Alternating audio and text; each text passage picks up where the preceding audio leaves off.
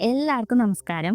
369 ഈ ഒരു നമ്പർ കേൾക്കുമ്പോൾ നമ്മൾ മലയാളികളുടെ മനസ്സിലേക്ക് പെട്ടെന്ന് ഓടി വരുന്നത് മെഗാസ്റ്റാർ മമ്മൂക്കയുടെ മുഖമായിരിക്കും അല്ലേ. 369 അദ്ദേഹത്തിന്റെ വണ്ടികളുടെ എല്ലാം നമ്പർ 369 എന്ന് നമുക്ക് മിക്ക മലയാളികൾക്കും അറിയാം അല്ലെ. സിനിമ ഇഷ്ടപ്പെടുന്ന എല്ലാവർക്കും അറിയാവുന്ന ഒരു കാര്യം തന്നെയാണ്. എന്തുകൊണ്ടാണ് അദ്ദേഹം 369 എന്ന് പറഞ്ഞൊരു നമ്പർ അദ്ദേഹത്തിന് വണ്ടികൾക്ക് ഇടുന്നത് എന്ന് ഡീപ്ലി ചോദിച്ചാൽ എനിക്ക് അറിഞ്ഞൂടാ.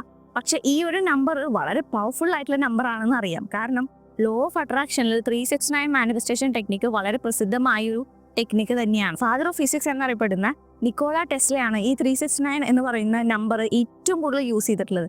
എവറി ഡേ അദ്ദേഹം യൂസ് ചെയ്തിരുന്നു എന്നാണ് പറയുന്നത്.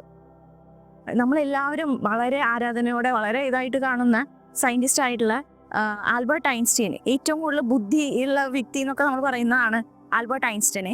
അത്രയും ജീനിയസ് ആയിട്ടുള്ള ആൽബർട്ട് ഐൻസ്റ്റീനോട് ഒരിക്കൽ ഒരാൾ ചോദിച്ചു, എങ്ങനെയാണ് ജീനിയസ് ആയിരിക്കാൻ കഴിയുന്നത് എന്ന് ചോദിച്ചപ്പോൾ അദ്ദേഹം പറഞ്ഞ മറുപടി, എനിക്ക് അറിഞ്ഞൂടാ, നിങ്ങളത് നിക്കോള ടെസ്ലയോട് ചോദിക്കൂ എന്നുള്ളതാണ്. അപ്പൊ അദ്ദേഹം വളരെ സ്പെഷ്യലായിട്ട് ആരാധിച്ചിരുന്ന അല്ലെങ്കിൽ വളരെയധികം ഇൻസ്പയർ ആയിരുന്ന ഒരു വ്യക്തിയായിരുന്നു നിക്കോള ടെസ്ല എന്നുള്ളത് ആ ഒരു വാക്കിൽ നിന്ന് തന്നെ നമുക്ക് മനസ്സിലാക്കാം. അപ്പോൾ ഇത്രയും ജീനിയസ് ആയിട്ടുള്ള Nikola Tesla, father of physics എന്നറിയപ്പെടുന്ന നിക്കോള ടെസ്ല യൂസ് ചെയ്തിരുന്ന മെത്തേഡാണിത്.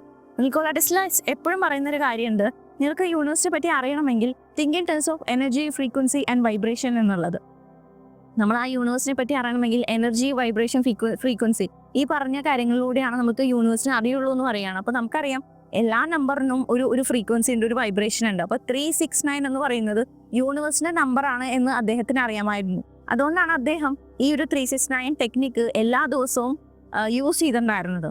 ഓക്കെ, അപ്പോൾ ഈ 369 മെത്തേഡ് നിങ്ങൾക്ക് ചിലപ്പോൾ കുറച്ച് പേർക്കെങ്കിലും അറിയും. ഇനി അറിയാത്തവർക്ക് വേണ്ടിയാണ് ഇത് എങ്ങനെ ചെയ്യേണ്ടതെന്ന് നമ്മൾ പറഞ്ഞു തരുന്നത്. ഓക്കെ, അപ്പോൾ ഇതിന് നമ്മൾ ഫസ്റ്റ് ചെയ്യേണ്ടത് ഒരു ഇൻറ്റൻഷൻ, ഒരു അഫർമേഷൻ സെറ്റ് ചെയ്യുക എന്നുള്ളതാണ്. What do you really want? ഈ ഒരു സമയത്ത് നിങ്ങൾക്ക് ഏറ്റവും ആവശ്യമായുള്ള കാര്യങ്ങൾ എന്താണ്? 6-7 ആഗ്രഹമൊക്കെ നമുക്ക് ചിലപ്പോൾ ഉണ്ടായിരിക്കും, ഒരുപാട് ആഗ്രഹങ്ങൾ ഉണ്ടായിരിക്കും. പക്ഷേ ഔട്ട് ഓഫ് ആ ഒരു ആഗ്രഹത്തിൽ നിന്നും ഏറ്റവും ഇപ്പം നിങ്ങൾക്ക് വേണ്ടത് എന്താണ്? ഏറ്റവും ഇമ്പോർട്ടൻ്റ് ആയിട്ട് നിങ്ങൾക്ക് വേണ്ടത് എന്താണ്? ആ ഒരു ആഗ്രഹം എടുക്കുക, അതൊരു സിമ്പിൾ അഫർമേഷൻ ആക്കി മാറ്റാം. ഇപ്പോൾ നിങ്ങൾക്കൊരു മാസം 50,000 രൂപ വേണമെന്നുണ്ടെങ്കിൽ, thank you universe, I M earning 50,000 rupees every month. ഈ ഒരു അഫർമേഷൻ വയ്ക്കാം. മലയാളത്തിൽ എഴുതാം, എനിക്ക് എല്ലാ മാസവും 50,000 രൂപ ലഭിക്കുന്നതിന് നന്ദി എന്ന് പറഞ്ഞ് എഴുതാം. സിമ്പിൾ ആയിട്ടുള്ള സെന്റൻസ് എഴുതുക. ഓക്കെ, അപ്പോൾ നിങ്ങൾക്കൊരു ജോലിയാണെങ്കിൽ അങ്ങനെ എഴുതാം, എനിക്ക് ഇന്ന ജോലി ലഭിച്ചതിന് താങ്ക് യു. ഓക്കെ, മലയാളത്തിൽ എഴുതാം, ഇംഗ്ലീഷിൽ എഴുതാം, അതൊക്കെ നമ്മുടെ ഇഷ്ടമാണ്. ഇഷ്ടമുള്ള കളറിൽ നമുക്ക് എഴുതാം. ബ്ലൂ ഓർ ഗ്രീൻ പ്രിഫർ ചെയ്യണത് കുറച്ചും കൂടെ നല്ലതായിരിക്കും. ഓക്കെ, ഇതെങ്ങനെ ചെയ്യേണ്ടതെന്ന് വെച്ച് കഴിഞ്ഞാൽ 3 തവണ രാവിലെ എഴുതണം, 6 തവണ ഉച്ചയ്ക്ക് എഴുതണം, 9 തവണ രാത്രി എഴുതണം. ഇങ്ങനെയാണ് അതിന്റെ കണക്ക് വരുന്നത്. 21 ദിവസം നമ്മളത് കണ്ടിന്യൂ ചെയ്യണം. മിനിമം 21 ദിവസമാണ്. അത് എക്സ്റ്റെൻഡ് ചെയ്ത് 33 45 ദിവസമൊക്കെ ആക്കാം, അണ്ടിൽ നമ്മുടെ റിസൾട്ട് കിട്ടുന്നത് വരെ. അതാണ് അതിന്റെ കറക്റ്റ് ഫോർമുല എന്ന് പറഞ്ഞു കഴിഞ്ഞാൽ. നിങ്ങൾക്കിപ്പോൾ വളരെയധികം ബിലീഫ് അത്രയും സ്ട്രോങ് ആയിട്ട് നിൽക്കുന്ന ആൾക്ക് 21 ദിവസമൊന്നും വേണ്ട, അത് പെട്ടെന്ന് തന്നെ ലഭിക്കും. പക്ഷെ ചിലവർക്ക് അത് എഴുതി സബ് കോൺഷ്യസ് മൈൻഡിലേക്ക് ആ പ്രോഗ്രാമിങ് കഴിഞ്ഞതിന് ശേഷം മാത്രമേ റിസൾട്ട് കിട്ടുള്ളൂ.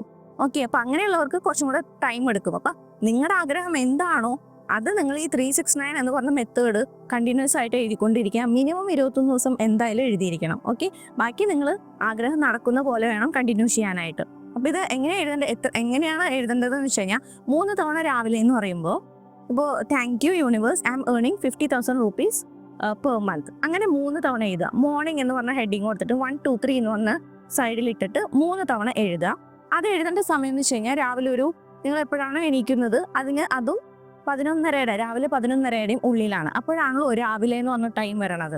കാരണം 12 മണി ആയാൽ ഉച്ചയായി. അപ്പോൾ ഒരു 11 മണി 11:30 ഉള്ളിൽ നിങ്ങൾ എഴുതാനായിട്ട് ശ്രമിക്കുക. അതിന്റെ ആ സമയത്ത് എപ്പോൾ വേണമെങ്കിൽ നിങ്ങൾക്ക് ഇത് എഴുതാം. ഓക്കെ, ഇനി ഉച്ചയ്ക്ക് നിങ്ങൾ 1 2 3 4 5 6 അങ്ങനെ കോളം ഇട്ടിട്ട് ആഫ്റ്റർനൂൺ എന്ന ഹെഡിങ് കൊടുത്തിട്ട് ആ ഒരു പേജിൽ തന്നെ കേട്ടോ. ഇപ്പോൾ മോർണിംഗ് എന്ന് പറഞ്ഞ ഹെഡിങ് കൊടുത്തു, 1 2 3 3 തവണ നമ്മൾ എഴുതിയല്ലോ. അതിനുശേഷം ആഫ്റ്റർനൂൺ എന്ന് പറഞ്ഞാൽ അവിടെ തന്നെ ആ പേജിൽ തന്നെ ആഫ്റ്റർനൂൺ എഴുതിയിട്ട് 1 2 3 4 5 6 ഇട്ടിട്ട് ഈ ഒരു സെന്റൻസ് എഴുതുക. ഈ സെയിം സെന്റൻസ് തന്നെ റിപ്പീറ്റ് ചെയ്യുക.